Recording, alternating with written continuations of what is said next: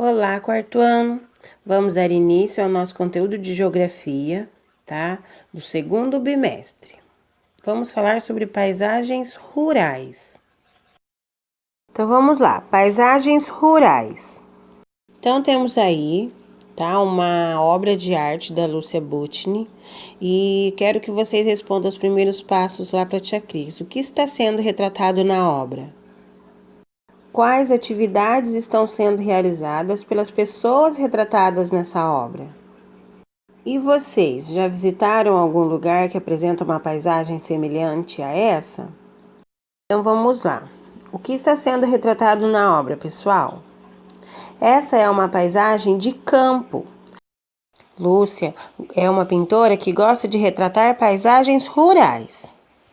A maior parte das pinturas são de sua vivência.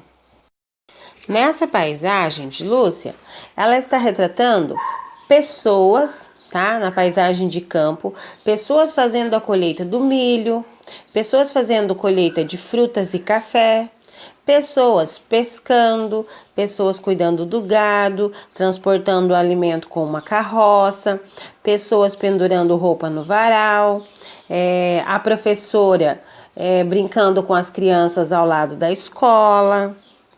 Então, essas são as atividades que estão sendo realizadas pelas pessoas e retratadas nessa obra. Como eu achei interessante essa artista, tá? Então, eu quero que vocês conheçam um pouquinho sobre ela. Né? Foi na época.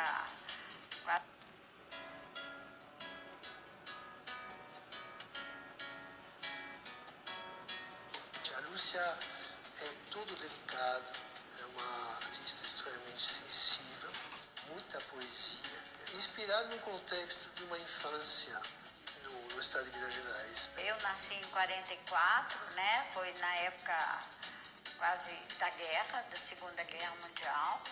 E minha mãe foi com os filhos menores para a fazenda, porque era uma época de dificuldade nas cidades. E minha mãe foi comigo bebê. De uma fazenda eu ia para outra, a cavalo, a pé mesmo.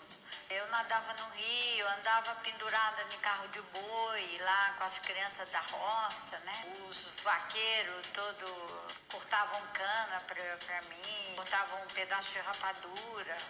As minhas tias faziam um boizinho de cera para eu brincar. Então, eu tenho toda essa vivência de roça mesmo, interior de Minas, né? E é o que eu ponho no meu trabalho. Uma vez um amigo meu que foi numa exposição minha, ele comentou, ele falou: nossa, Lúcia, é tão bom olhar para um quadro seu, porque ele traz uma energia boa, assim, as cores colocam a gente numa energia de otimismo, e até o trabalho que você põe as pessoas trabalhando dá a impressão que o trabalho é leve.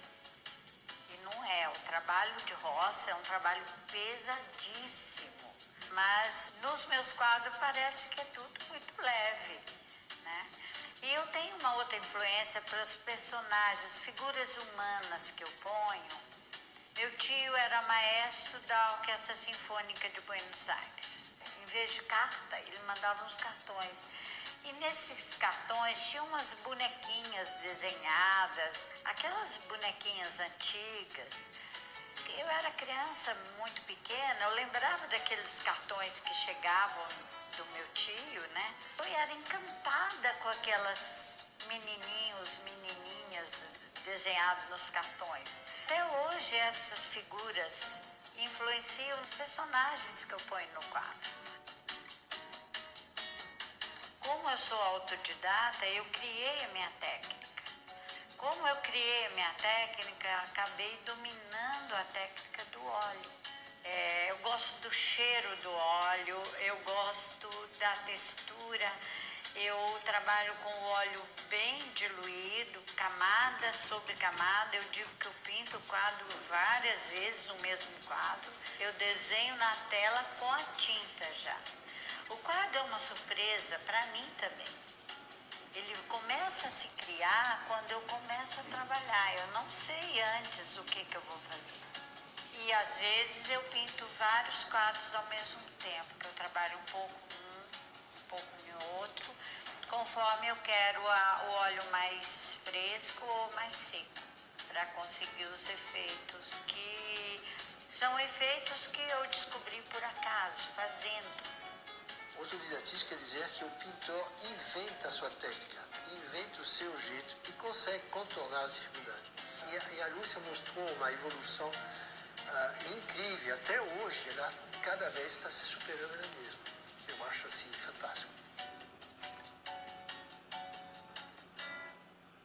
Vamos fazer umas atividades. Vamos falar um pouquinho sobre a vida no campo, tá? Observe com atenção a história de José. Essa história representa o cotidiano, ou seja, a vida diária, a rotina diária, tá? Ou seja, aquilo que o José faz com frequência, todos os dias, tá? Ela representa o cotidiano de um menino de 8 anos que mora no campo com a sua família. Então, pessoal, como que vocês acham que é o dia do José? Vocês, tá? Pare com atenção.